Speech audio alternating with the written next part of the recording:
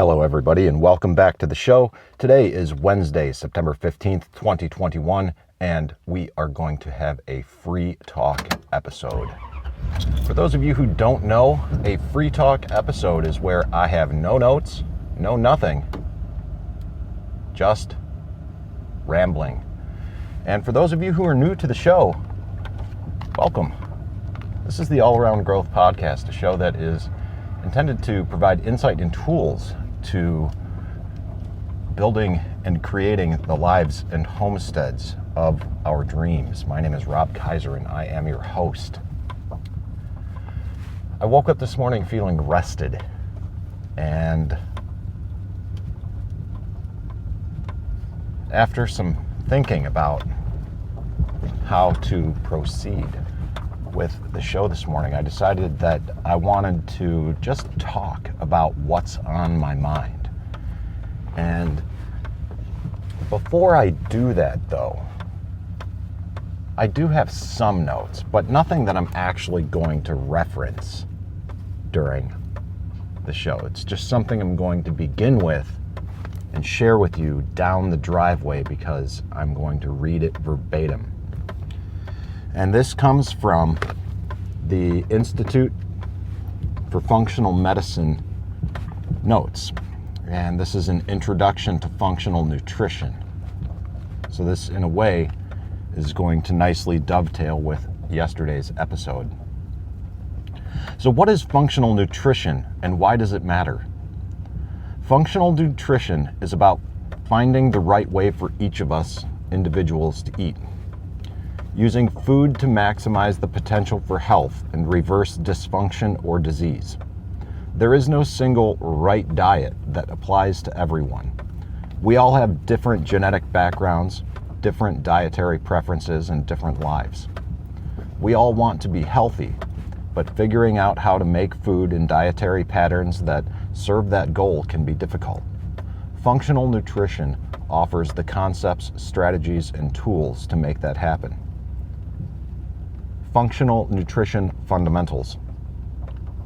For centuries, humans have relied on the food supply as a source of energy, health, and connection. However, in the last 6 or 7 decades, changes in the food supply and how we use it have contributed strongly to the growing epidemic of chronic disease. Functional nutrition, developed out of a desire on the part of the healthcare providers, changed that picture. Emerging science is very clear that food is a powerful influence on health. Food offers not only the calories that fuel our body's metabolism, but it also contains many diverse components that play important roles in all our bodily functions. In certain proportions and amounts, poor food quality can influence or create disease, and high-quality food can reverse disease and sustain health. In a very real sense, food is medicine. How food affects our health. There are 3 basic elements in our diets. Macronutrients, the proteins, fats, and carbohydrates that are the building blocks of all food. Micronutrients, vitamins and minerals. And phytonutrients, plant-derived substances that have a positive effect on health. Processed foods in the food supply interfere with the function of those basic elements. Processing practices include hydrogenating oils, adding sugar and sweeteners to foods, processing and bleaching grains, applying toxic agricultural chemicals to crops, using trans fat in food manufacturing. These practices may increase the shelf life of food, make food look prettier, or make food taste sweeter. However, when they are the main component of a steady diet, they have the potential to cause harm and make us sick. Food is information, not just energy or calories. Food actually tells our bodies how to function by signaling exactly when and how each different type of cell should behave in every situation. So we want the very best information to reach our cells in order to achieve optimal functioning. Food also represents connection. In most cultures, food plays a major role in familial bonding, celebrations, and ceremonies. Through food, we connect with friends and family, and we make memories. And the memories that we make with them are often recalled when smelling or tasting familiar foods. The action of eating also integrates the mind with the body, and this mind-body connection influences how we experience the world around us. The loss of a shared family meal with food prepared from scratch has been part of the transformation that is feeding the chronic disease cycle. Functional nutrition emphasizes healthful eating personalized to your genetics, lifestyle, environment, and health concerns. Functional nutrition often offers effective strategies and tools to help you improve your health, including weekly food shopping schedules, helpful recipes, and recommendations about cooking and food storage, as well as steps to achieve mindful eating. Okay, that's basically it. Now,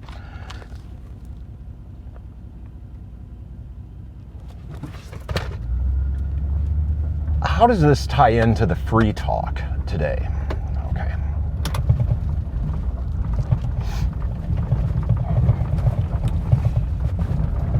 Well, let's see.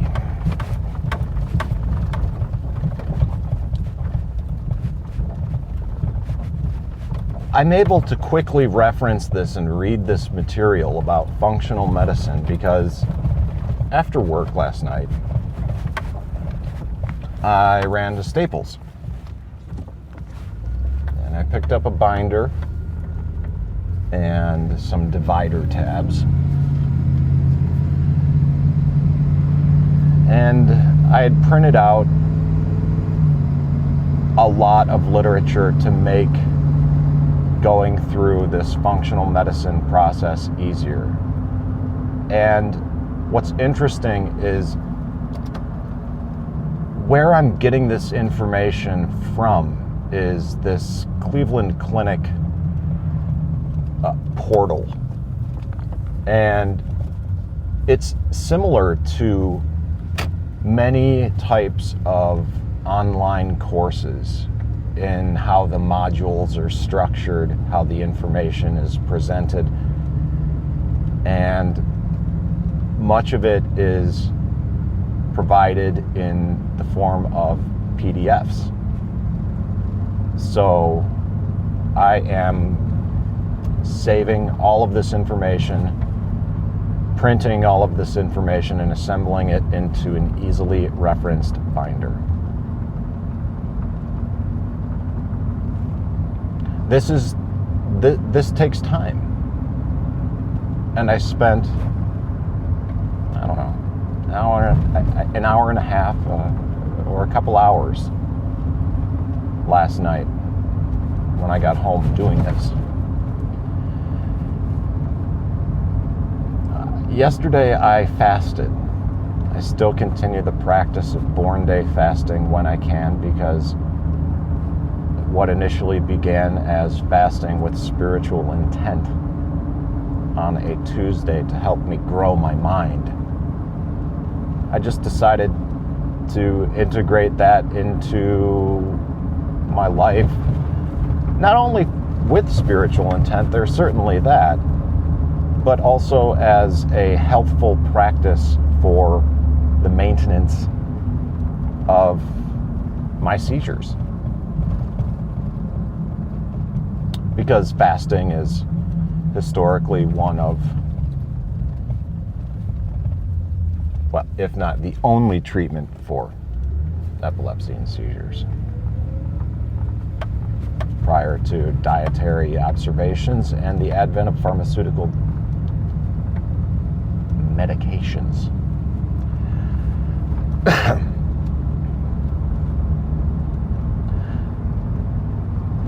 When I got up, I grabbed my binder and I was going about the morning in a very methodical and deliberate way. I prepared my lunch last night, and that was nice. And this morning, and everything just seemed to click. Everything was moving just the way I wanted it to. Quite frankly, it still is. Leisurely drive to work. There's never any cars, so I can drive as fast as I want. There's never any traffic. This is all side roads, suburban, rural fringe.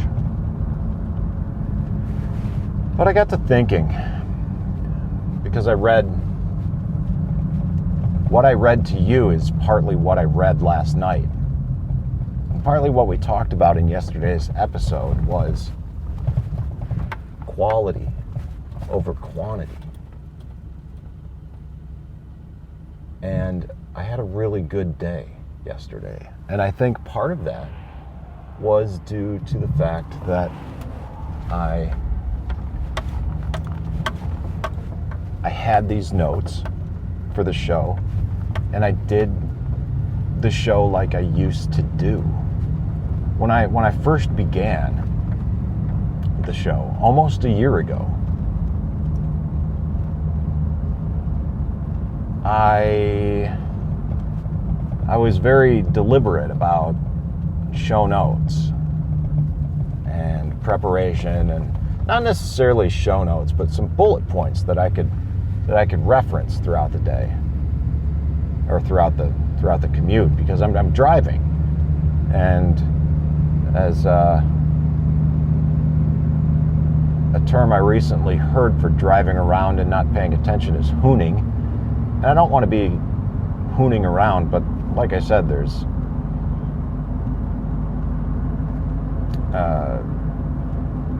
are country roads, and I'm certainly not going to read a book while I'm driving. I do need to pay attention, certainly in the fall as the deer are starting to move. And that's worth pointing out too. As I read this going down the driveway this morning, I had to have all the lights on in my truck. So the days are growing shorter. The seasons are changing. And I've alluded to this many times in the past. The podcast is changing. So I'm driving down through this tunnel of trees. The leaves are changing. Colors. Fields of beans and corn, they're changing. And what I began thinking about was this quality, not quantity, of food that we eat. And that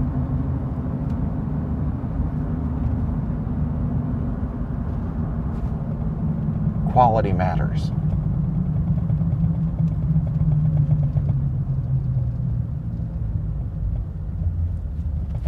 And since I felt good yesterday when I delivered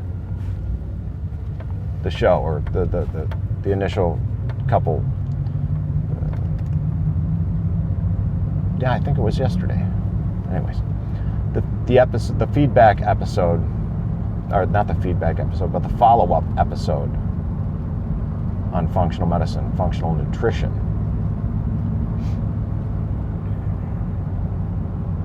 I wonder if you feel better out there too when the quality of the content being delivered is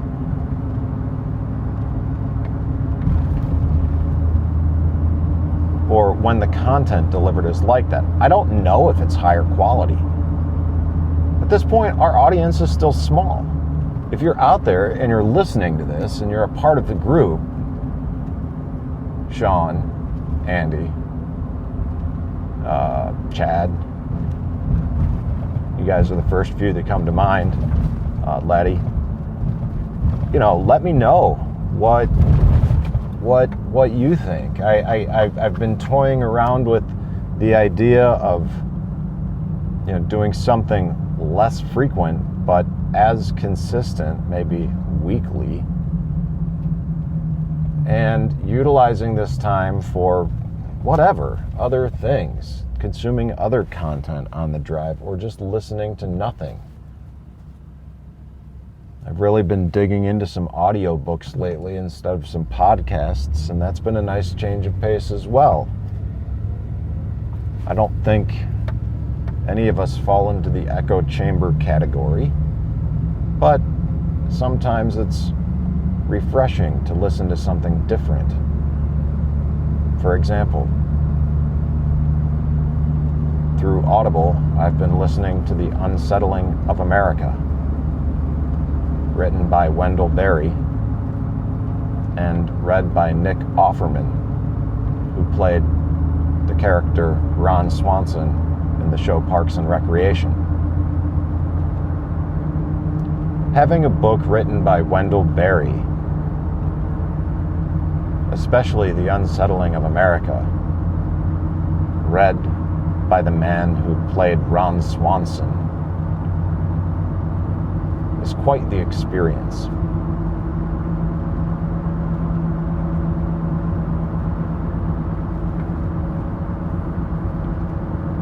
When you listen to this show, I want it to be an experience as well. And I'm not entirely sure if the experience being provided on a daily basis, the consistent daily basis, which in my humble opinion is of a fair quality, but content that is sometimes a little less consistent. And I lost my train of thought because I'm looking off in the distance and it looks like it's going to rain, and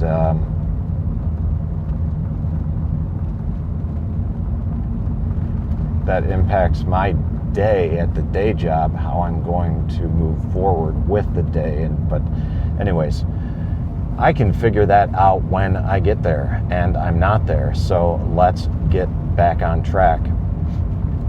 There's been a lot of thoughts in my mind, guys, about the consistency with which I do this. And initially it was Andy that talked to me about consistency, and then recently it was Chad who also messaged me and said, hey, you've got something good here, but you got to keep it consistent, bro. And I don't, maybe he didn't say bro, but that's what I've tried to do lately, is keep it consistent.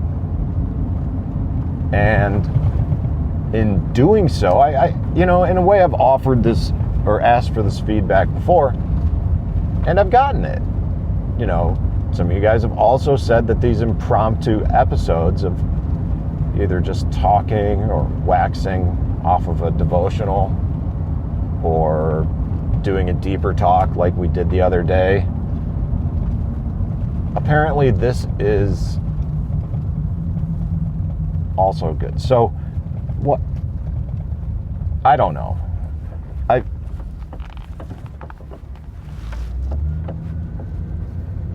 And with this whole idea of Ron Swanson, before I even left the farm and homestead for the day job, I looked up the quote when he was talking to Leslie Knope about doing something. And I believe he said, Leslie, don't half-ass two things, whole-ass one thing. And I've got a lot of things that I'm working on, projects that I'm working on, and I don't want to half-ass that. So real quick, let me just rattle off a few things that are going on in terms of my life and projects.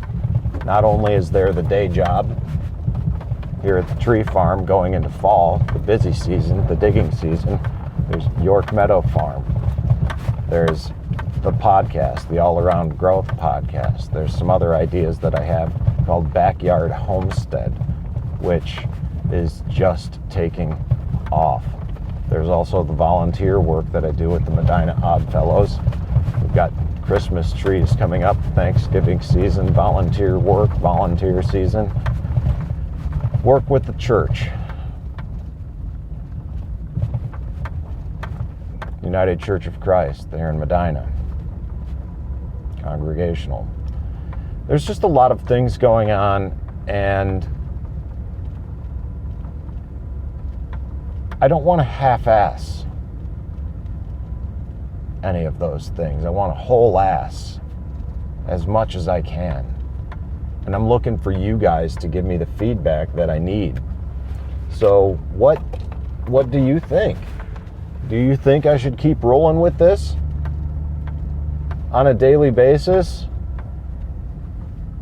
Just keep churning it out on the commute as best I can, even if I'm not wholly satisfied with it? I mean, hell, are any of us really wholly satisfied with any of the projects that we're working on in life? Or should I